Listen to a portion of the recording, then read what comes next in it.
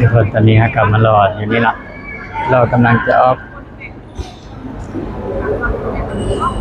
เกมจะเดินทางมาทุกคนได้มาท่าอยู่ดูเบอร์แป๊บรอท่ารถรอท่าจะขึ้นรถจะได้รถกลับมาฮอนรถไปนะตอนนี้เรากำลังมายืนท่าอยู่นี่นี่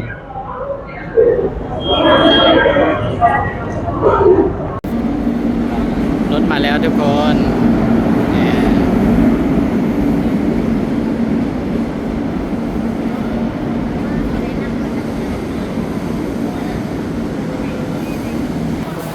ไปขึ้นรถทุกคน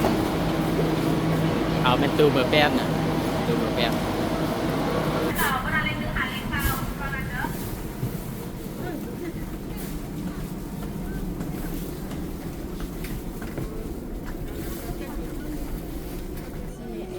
แล้วนี่ก็ได้ที่นั่งมาแล้วทุกคน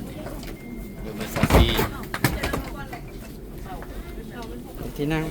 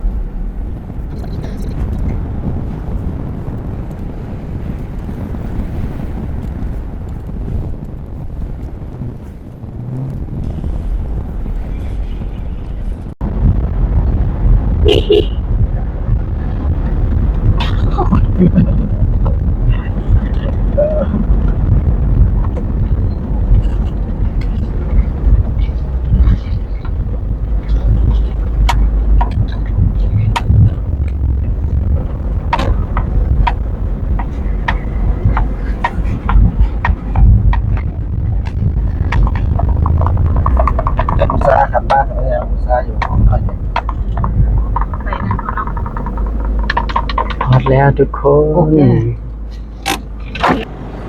ตอนนี้เราก็ได้ฮอตแล้วเนาะฮอตสถานที่ที่ปลายทางจุดหมายเราฮอตจุดหมายปลายทางเขาแล้วตอนนี้ก็เราได้มาอยู่วัดพระเจ้าสิงห์คำแล้วเนี่ยบรรยากาศก็จะประมาณนี้พระเพิ่นกำลังพักผ่อนอยู่ข้างใน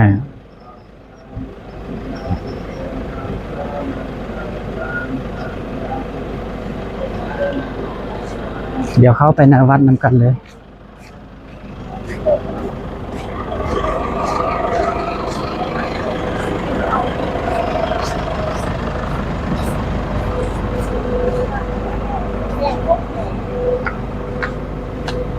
เดนิกาได้ขึ้นมาแล้วนะขึ้นมาอยู่ในอาราม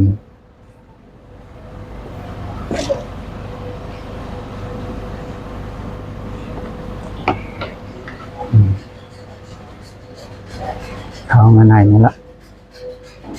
บรรยากาศดีขนาดตอนนี้ตายเด้อ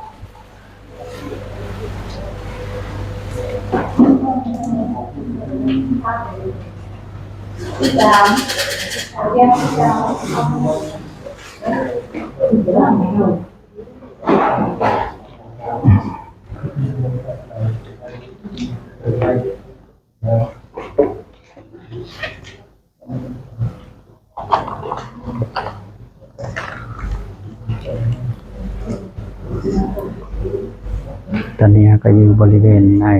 อารามที่จุดหมายปลายทางแล้วเนาะ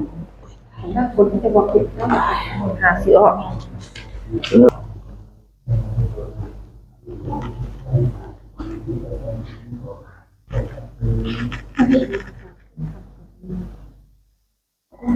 ตอนนี้เราจะได้ทำการขอพรกันเนาะ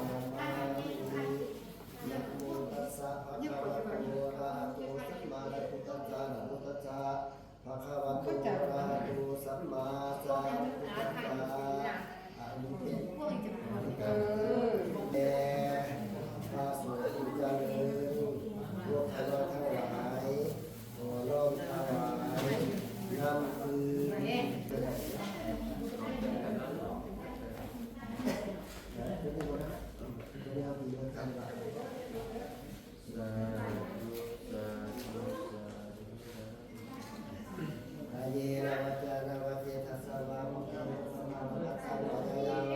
พุทโธปฏิฆานาทุวัจยังตังกะนังกะเนจังมะนิสุโยสุเตตะเยนะวัจจานะวัจเจทัสสะวะ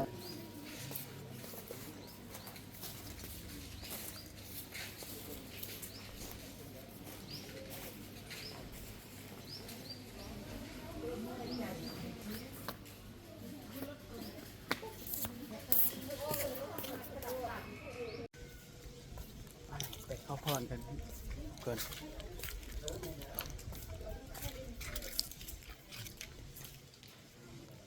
บรรยากาศรอบๆแคมป์บัด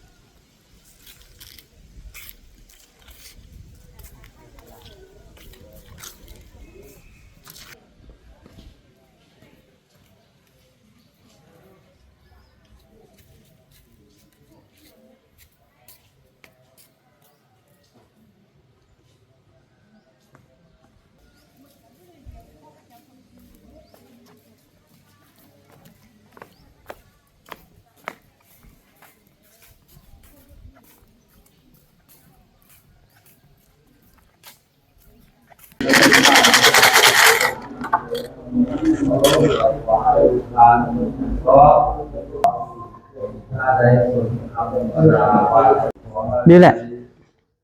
เงินเข้าเงินเข้าเงินละประกอบปัญญาปัจจิตาประกอบปัญญาปัจจิตาปัจจิตก็ไม่ก็ใครก็นำนะที่ก็สิ่งนี้สิ่งให้ก็ดีก็ก็มีสัพพะมนุษย์ที่เจ้าสิ่งที่มันก็ต้องไปนำมาเราได้ไปที่สุดใส่ครับเจ้าสุดเขาไปยาสุริพุทธะปัญญาในนะครับคุณพระพุทธธรรมพระสังฆโอ้สิ่งที่ศักดิ์สิทธิ์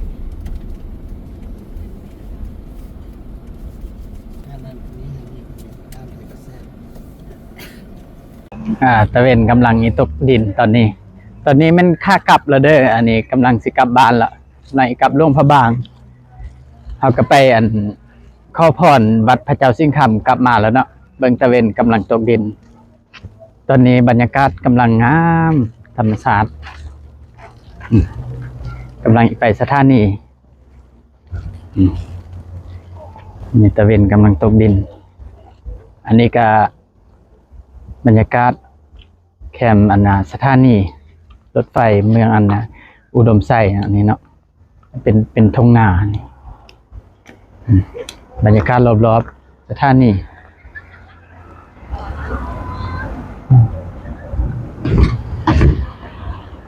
เมื่อกี้เขาลุกทางเส้นทางตัวนั้นมา